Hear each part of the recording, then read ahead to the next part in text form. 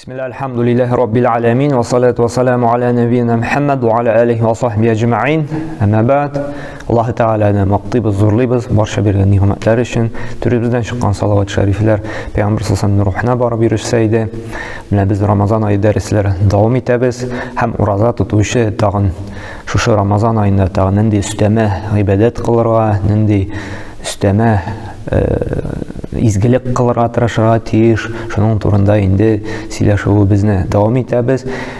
Bugün biz tağın bir ibadet turunda isке түшіріп кетірбіз. Ул да болса дұға.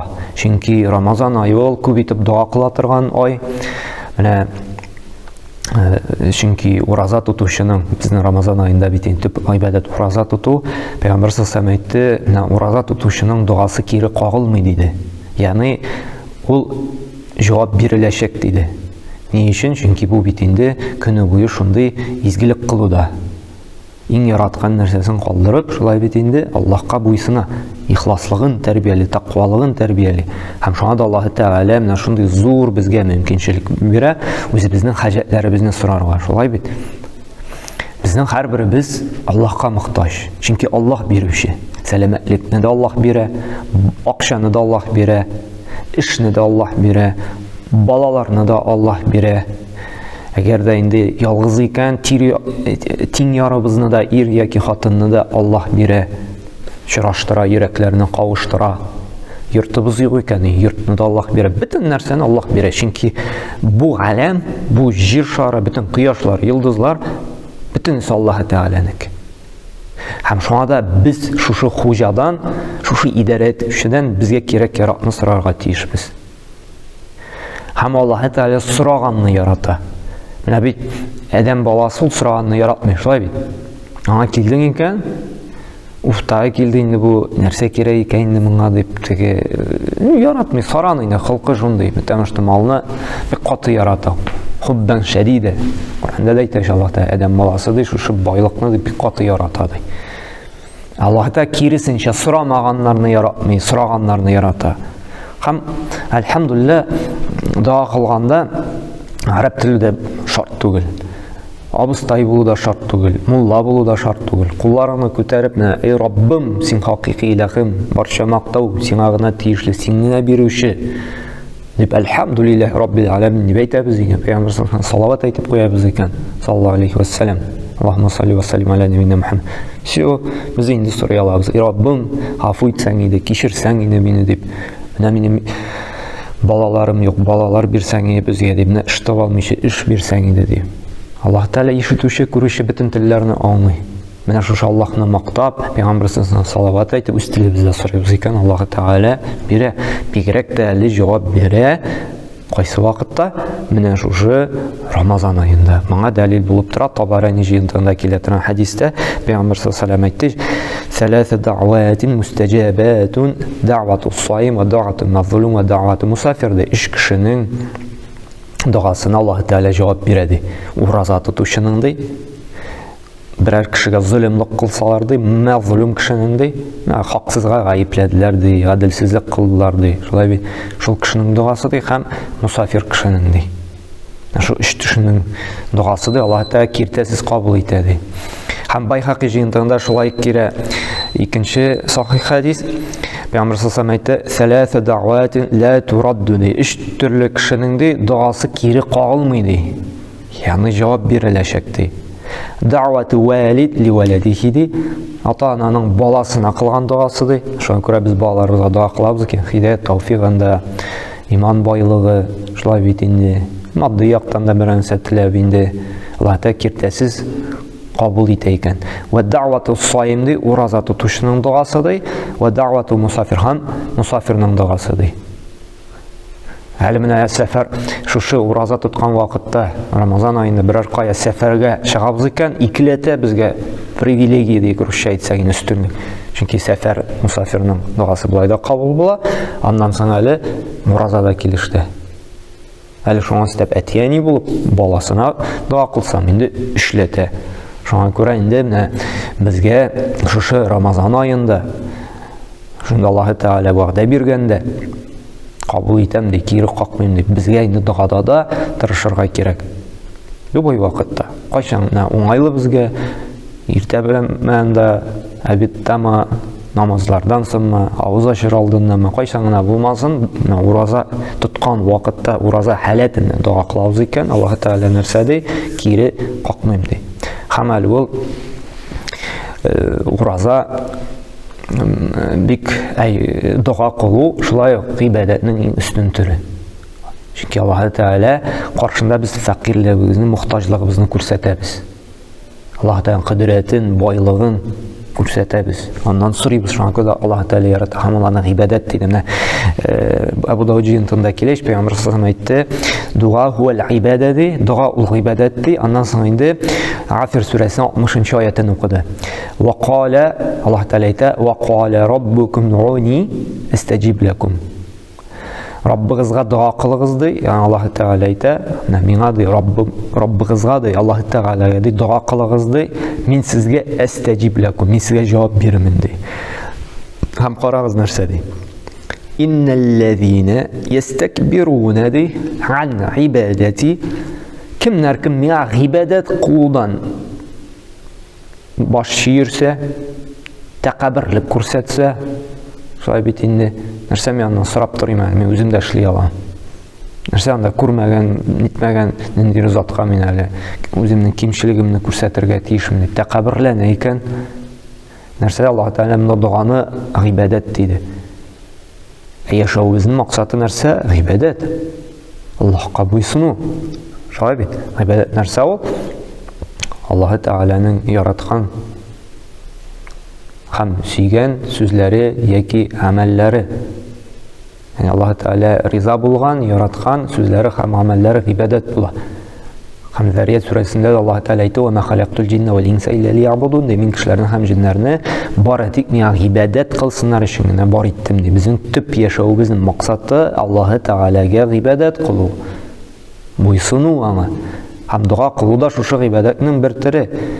Һәм кемнәр ди тәкәбберләнә ди миңа дуа кылудан, миңа ялварудан, миңа сораудан, миннән банда үз-үзен әллә кемгә куеп, менә мин барысы да бар, мин шундый дәрәҗәләргә үзем ирештем.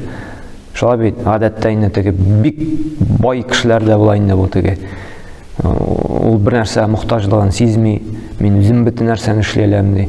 Телим икән бөтенсен сатып алам ди, бөтен нәрсәне эшлим, тәкәбберләнә ул. Монда ещё күрмәгән кешенән, күрмәгән заттан нәрсә сорап ятырга тиеш нәрсә инде бу ди, тәкәбберләнә. Сәйдхулуна җәһәннәмә дахирин ди. Менә бу тәкәббер кеше ди, шушы гыйбадәтне үтәргә тәкәбберләгән кеше җәһәннәмгә түбәнәйтелгән дәрәҗәдә ди керер ди. Ягъни түбәнсетелеп ди җәһәннәмгә керер ди. Менә бу инде күрсәтә шушы гыйбадәтнең нинди мөһим булуын. Һәм Аллаһ Субханаһу ва Тәгалә дә менә беләбез бит инде менә Бакара сүрәсендә шул 183-нче аяттан алып, шулай бит 185-кә хәтлек шушы ураза тотуның фарыз булуын, шушы Рамазан айында инде кем Рамазан айына иреште ураза торырга тиеш. Һәм кайбер хөкемнәрен теге мусафирга, урту кеше ураза тотмаска рөхсәт ителә дип кайбер хөкемнәрен бәян кылды. Гомумән ураза турында, Рамазан ае турында сөйләгәч, Аллаһ Тәгалә нәрсә ди? Ва иза саалака ибади анни фа инни қариб ди. Әгәр дә минем кулым ди, миннән сорый икән ди, дөреслекдә мин аңа якынмын ди. Карагыз. Уразадан соң Аллаһ Тәгалә шушы дуаны күрсәтте. Бу тагын ассызыклый уразада, Рамазан айында дуа кылуның бик әһәмиятле гыйбадәт булуын. Бу күрсәтә шушы гыйбадәтне бу айда тагын арттырырга кирәклеген. Һәм нәрсә ди? Мин якын ди. Менә без зур абзыйларга, чиновникларга дейик, президентларга, главаларга кирип җитә алмыйбыз шулай. Безне кертмиләр анда, шулай бит инде. Кайберләрнең күрәсе дә килмидер инде, сораучылар күп булгач. Яни аларга кирү бик авыр. Нәрсәдер сорау, ниндидер мөрәҗәгать белән чыгу. Монда шушы бөтен президентларның, бөтен чиновникларның, бөтен галәмнәрнең хуҗасы әйтә: "Сорагыз миннән, мин сезгә якынмын" ди. Бу бит инде тагында безне нитәргә тиеш, шушы гыйбадәткә игътибарыбызны юнәлтергә. Ucibid da'vata da hamali yaqindi ham ucibid da'vata da so'raganina da javob beradi. Biz so'rab kirdik ekan, biror obziga ul bizga bermasga da mumkin. Hali berga mumkin, misqil etib berga mumkin. Tege mashiga rizq beralar da boshina berib jibaralar bitadi so'g'ib. Shundayroq darajada Alloh taolo narsada Ucibid da'vata da'i iza da'an. Men de agar so'rovchining duosina javob beramdi. Falyastajibu li, menga de javob bergizdi, shu amirlarni o'tagizdi, shu qushqonlarima bo'ysunig'izdi.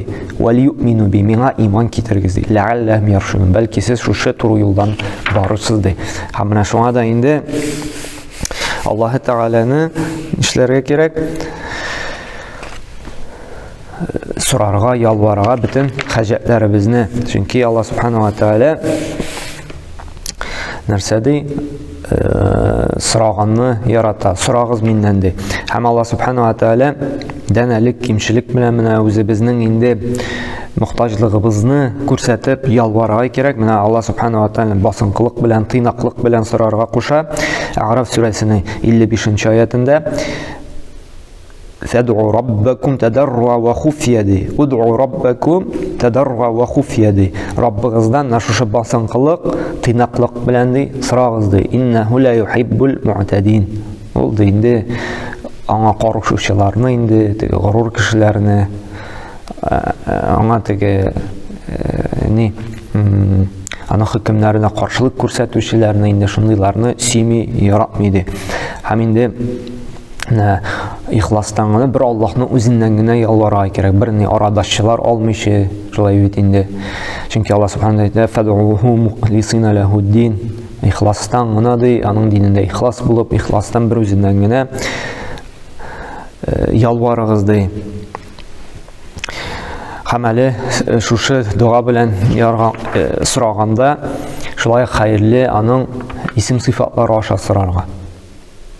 Allah Teala Qur'onda aytadi, aning ko'rkam ismlari bordi, shu ko'rkam ismlari bilan so'rag'izdi. Agarda biz duomizga javob keluvini tilaymiz ekan, duoga javob kelu ehtimolini orttirasiz kelsa, aning ism sifatlari bilan so'rasak, bu bizning so'rovimizga javob keluvini tag'in orttiradi. Sen Allohdan 99 ismi bor, shu bilan so'raymiz ekan, masalan bizga o'xsha kerakdi, bola kerakdi, yurt kerakdi. Biz so'raymiz ekan, ey Robbim, sen al-Vahhab, sen beruvchi, berinni menga xayrli, ig'likli bolalar. Sen al-Vahhab, sen beruvchi, menga molimni tag'in orttirsang edi, menga uyimni tuzib chiqara yordam etsang edi. Ey Robbim, sen ar-Razzaq, rizqimni tag'in orttirsang edi. Üstəli bizdə shu mol rizqlarimizni tag'in orttirib, tag'in barakatini indirsang edi. Ey Robbim, birolar, sen al-Hafiz, sen saqlovchi, yo'llarda yurganda bizni saqlasang edi. Yerlarimizni pajarlardan, o'tlardan, suv bosuvlardan, qaraqlardan o'zing saqlasang edi deb. Ey Robbim, sen al-G'afur, sen g'afu etuvchi, g'afu et meni, gunohlarim ko'p. Tavbaga kelam, sen at-Tawwab, tavbalarni qabul qiluvchi. Sen ar-Rahmanir Rahim, menga rahimli bo'lsang edi, menga g'azabga tortmasang edi.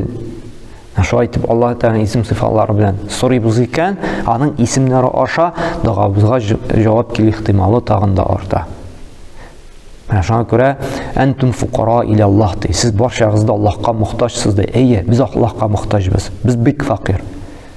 Biz o'zimiz bilan da idora eta olmaymiz. Bir yerga bir virus, bir avrutu kirdi ekan, biz ishlay olmaymiz. Biz bir ishlay olmaymiz. Biz zoif zotlar biz. Biz ishimizdan ne protsess borini da bilmaymiz. Hatta xabarlarni beramiz. Men buldira olam. Xo'jagina bir she'rlar ekan, so'zlab yotamiz. Ishga da bora olmaymiz. Uydan da chiqa olmaymiz. Shunga ko'ra biz faqirmiz, biz miskinlar. Shunga ko'ra bizga ishlarga kerak, noq bo'lar uchun, boy bo'lar uchun Allohdan so'rarga, eng kuchli zotdan so'rarga, eng boyindan so'rarga.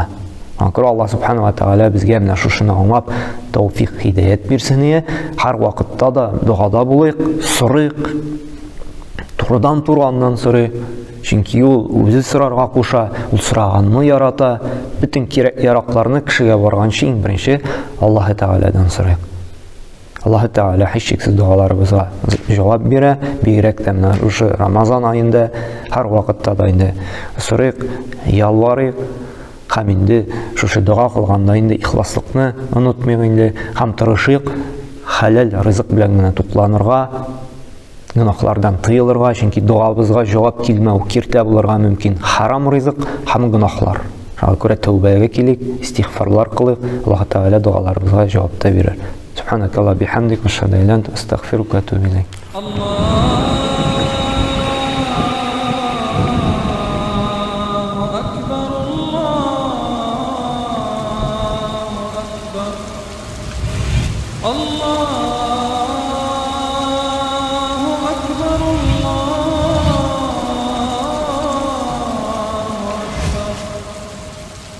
أشهد أن لا إله إلا الله أشهد أن لا إله إلا الله أشهد أن محمدًا رسول